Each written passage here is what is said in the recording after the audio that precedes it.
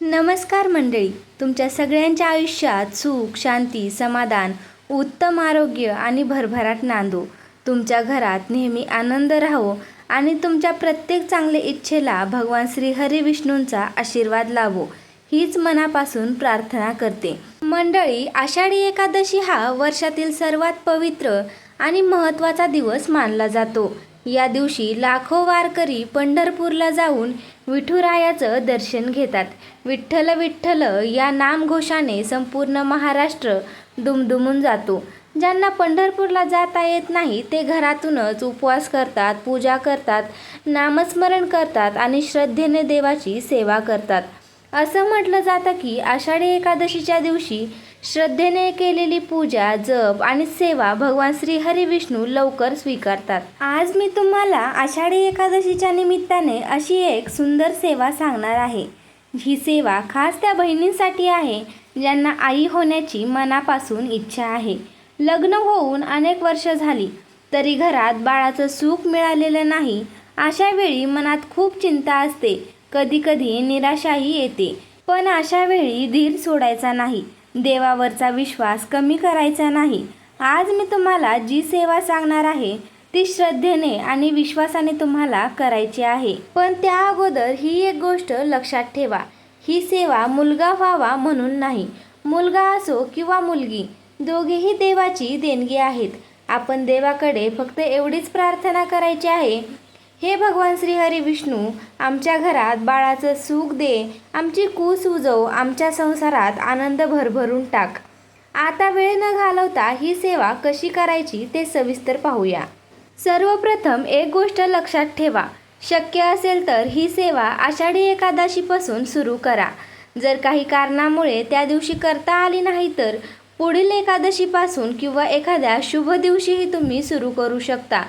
या सेवेच्या पहिल्या दिवशी शक्यतो नवरा आणि बायको दोघांनी सुद्धा पूजेला एकत्र बसायचं आहे.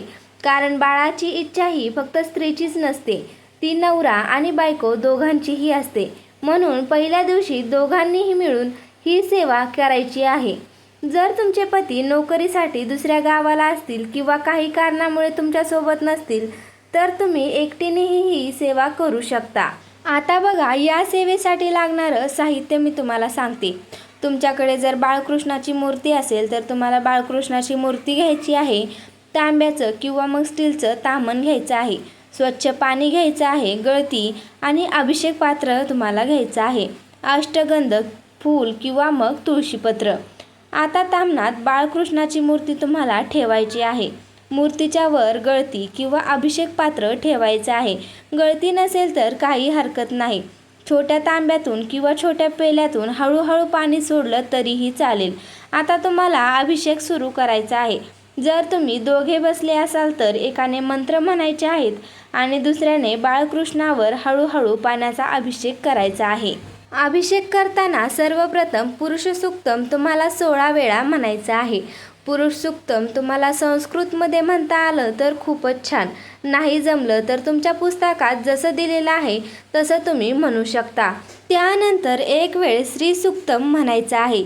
श्री सूक्तम तुम्हाला ज्या भाषेत सोयीचं वाटेल त्या भाषेत तुम्ही म्हणू शकता. पुरुष सूक्तम आणि श्री सूक्तम पूर्ण झाल्यावर भगवान श्रीकृष्णाला नमस्कार करायचा आहे. त्यानंतर संतान गोपाल मंत्राची एक माळ तुम्हाला करायची आहे.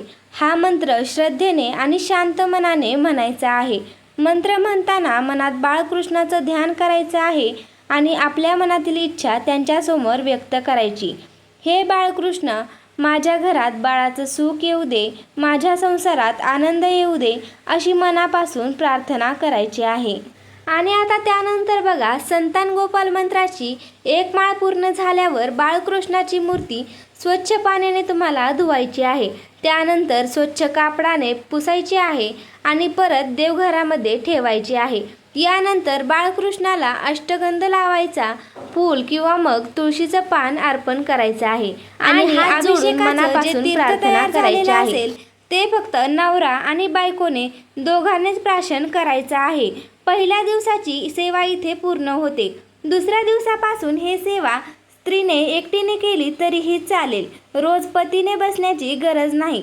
पण पहिल्या दिवशी शक्य असेल तर दोघांनी मिळून सेवा करावी. आता ही सेवा सलग 40 दिवस तुम्हाला करायची आहे. जर या 40 दिवसामध्ये तुम्हाला जर मासिक पाळी आली तर त्या दिवसात तुम्हाला सेवा करायची नाही. पाळी संपल्यानंतर पुन्हा जिथून सेवा तुमची थांबली होती तिथून पुढे तुम्हाला सेवा सुरू करायची आहे. या 40 दिवसामध्ये शक्यतो सात्विक आहार घ्यावा, परान्न आणि मांसाहार टाळावा. आणि एक गोष्ट लक्षात ठेवा, रोज सेवा शक्यतो एकाच वेळी तुम्हाला करायची आहे. म्हणजे सकाळी केली तर रोज सकाळीच करायची, आज सकाळी उद्याही सकाळीच करायची आहे. वेळ तुम्हाला बदलायची नाही.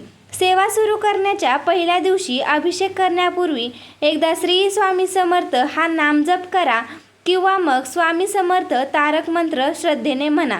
त्यानंतरच सेवेला सुरुवात करा.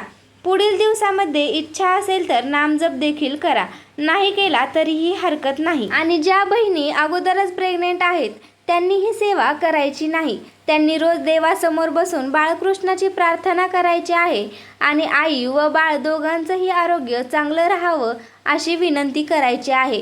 आणि पुन्हा एकदा सांगते, ही सेवा मुलगा व्हावा म्हणून नाही. आपण देवाकडे फक्त निरोगी, गुणी आणि सुखरूप बाळाची प्रार्थना करायची आहे.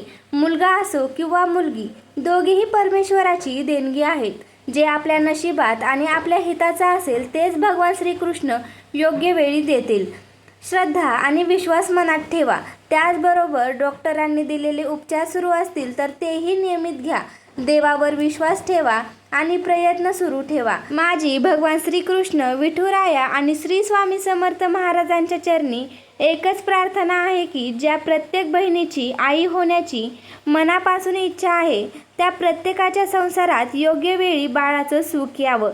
जर आजचा हा व्हिडिओ तुम्हाला आवडला असेल तर व्हिडिओला लाईक करा, आपल्या मित्रमैत्रिणींबरोबर व्हिडिओ शेअर करा आणि आपल्या चॅनलला सबस्क्राईब करायला विसरू नका. धन्यवाद.